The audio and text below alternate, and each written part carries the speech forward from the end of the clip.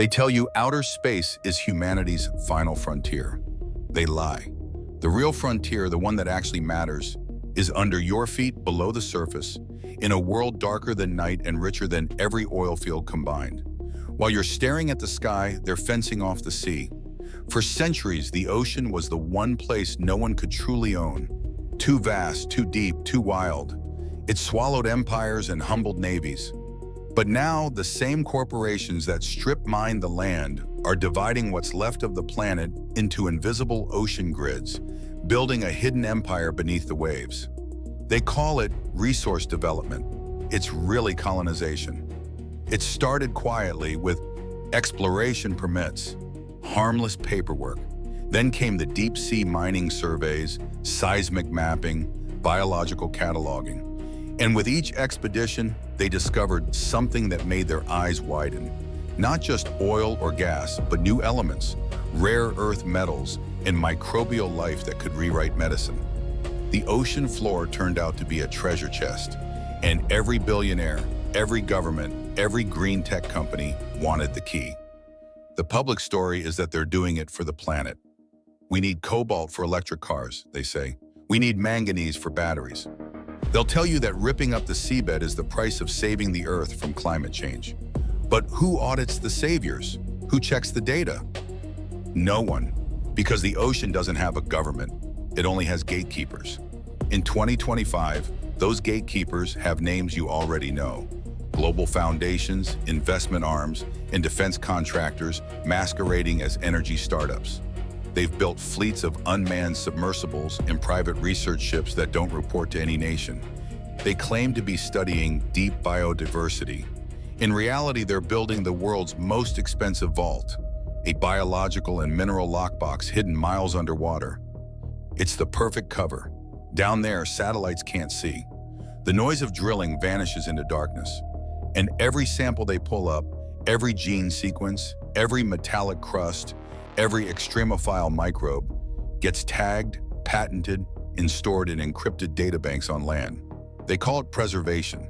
You might call it possession. Why the secrecy? Because the ocean doesn't just hold metals, it holds DNA, microorganisms that survive extreme pressure, temperature, and radiation, the kind of organisms pharmaceutical companies dream about. If one of those microbes cures cancer or regenerates organs, whoever owns it controls medicine itself. And under current maritime law, that ownership isn't illegal. It's just undefined. While you're told the reefs are dying and the fish are vanishing, the real money isn't in saving the ocean. It's in owning what's left. Nations sign conservation treaties in public, while in private, they auction off exploration blocks the size of countries. The same governments that warn about sea level rise that are signing contracts to strip mine the seabed 10,000 feet below. Ask yourself, why now? Why this sudden rush into the deep, just as climate politics hit fever pitch? Because every major crisis creates a distraction. While you argue over carbon taxes, they're rewriting the resource map of Earth. Every headline about renewable energy hides a footnote about deep-sea materials. Every speech about sustainability is another door opening to private control of the global commons. The ocean vault isn't a metaphor, it's literal. Hidden labs off the coast of Iceland, Chile, and the Pacific Islands are storing genetic samples of marine life. DNA archives owned by private consortiums. Officially, it's biodiversity preservation, but the contracts show otherwise. Those samples are intellectual property. Whoever sequences them first holds the patent. They're not protecting nature, they're privatizing evolution. You weren't supposed to notice, but leaks started to surface. Former marine biologists turned whistleblowers talked about research vessels that never reported their full hauls, corporate security teams confiscating samples, and military satellites tracking civilian dives.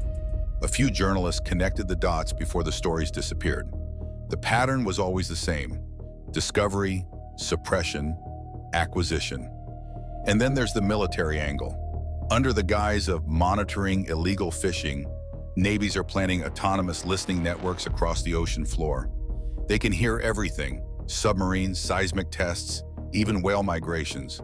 Combine that with private mapping projects, and you get a full 3D scan of the world's undersea terrain. Whoever owns that map owns every cable, every mineral deposit, every secret route. The ocean isn't just a resource, it's a battlefield. Corporations now control more than 70% of marine data collection. They say it's for scientific transparency. But when you follow the money, the same names pop up.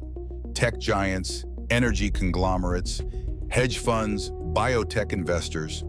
The ocean has become the next Silicon Valley. Except this time, the code is written in saltwater and DNA. Here's the part that should scare you. They're building this vault faster than governments can regulate it. And once it's built, it can't be undone. You can't repossess a trench. You can't replant an ecosystem stripped by robotic harvesters. Once they've mapped it, mined it, and stored it, the ocean becomes another digital asset, a blue blockchain controlled by a handful of companies that already run everything else. Maybe that's why no one talks about it. Not the media, not the environmental NGOs, not the billion-dollar green influencers. The silence isn't accidental, it's strategic. The ocean is too complex for public outrage, too far away for protest, and too valuable to leave alone. So they feed you filtered stories about turtles and plastic straws while they sign contracts that decide the fate of the planet. But here's the irony. The deeper they dig, the more they wake things that were never meant to be disturbed. Entire ecosystems older than civilization are being dredged up for trace metals. Bacteria that haven't seen sunlight for millions of years are being exposed to air for the first time. No one knows what happens next, biologically, chemically, even spiritually. We've broken into Earth's last sealed chamber, and we're treating it like a mine. And maybe that's the real purpose of the ocean vault. Not to preserve, but to contain. What if they've already found something they can't control? A microbe that mutates too fast? A mineral that changes its properties when exposed to radiation? A discovery that could rewrite everything we think we know about life? They wouldn't announce that. They'd lock it away, brand it classified, and bury it under corporate law. Because control isn't just about profit, it's about information. Whoever controls the unknown controls the future. And the deep ocean is the biggest unknown left on Earth.